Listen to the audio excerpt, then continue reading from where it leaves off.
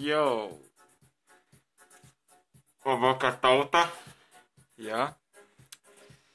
Šodienas pretīgais. Kas tas ir? Kas pretīgais? Nu, tas, ko mēs te gribējām. Tas, ko mēs te atklājām. Nu, mēs šodien savā raidījumā pastāstīsim par Pretīgo mūsdienu jaunatni. Ar nosaukumu Mūsu laikā tā nebija. Jā, nu, respektīvi, par ko būs šis stāsts? Nu, par veco labo mīlestību. Dirsā viņa redz. Kā tas bija mūsu laikā? Kā mīlestība izpauda mūsu laikā? Puķes, dejas, pastaigas, Pagarinātāji. vakariņas sveču gaismā vai vienkārši zem zvaigznēm. Bet mūsdienās, nu tā teikt, mēs šajos sociālajos tīklos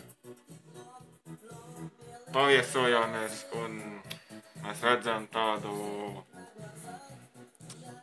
mūsdienu mīlestības izpausmes piemēru. Tātad šeit teikt ziedi, dāvanas, šokolādes. Tas viss, protams, ir ļoti jauki. Bet SMS augstā rītā. Tas jūtas aģērbies. Kas par nahuj? Kāda SMS? Kur tu Tas paliec? esot mīļi. Mūsdienās tas esot augstākais. SMS. Tas ir tiem sūdas vagariem domāts, tiem pretekļiem, kas dar šitā, bļēģi, vairāk pucējās nekā meitenes. Kas par nahuj? Kas par nahuj? Es varu pateikt tā. Mūsdienu meitenes, man jūs ir ļoti žēl. Es saprotu ar roku rakstītas mīlestības vēstos serenādes. Tagad nē, tagad visi bļev WhatsAppā, nahuj SMS un bļev visi sūdi. Bet tā jau ir. Protams, ne visās gadījumās. Ir vēl tādi cilvēki kā mēs.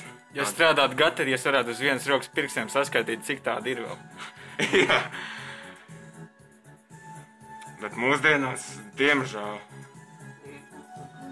mazliet. Jā, labi. Tātad.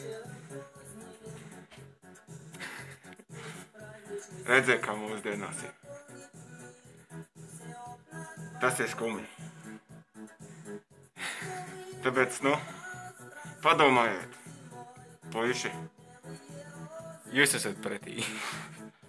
Paprasiet saviem senčiem, kā bija viņu laikā, un lai viņi jums pamāca, kā to iet darīt.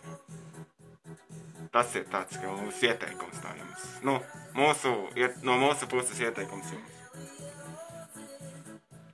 Tā īstumā. Nu jā, Tas tagad šai sērijai viss. Mēs esam Igors. miesnieks. Tātad mūsu šis te raidījums runās par šīm tēmām. Mēs pamācīsim jūs, jauniešus, par to, kā bija dzīve mūsu laikā un kā vajadzētu jums darīt un kā jums nevajadzētu darīt. Ar labu nakti, puiciņi un meitenītes. Visu labu!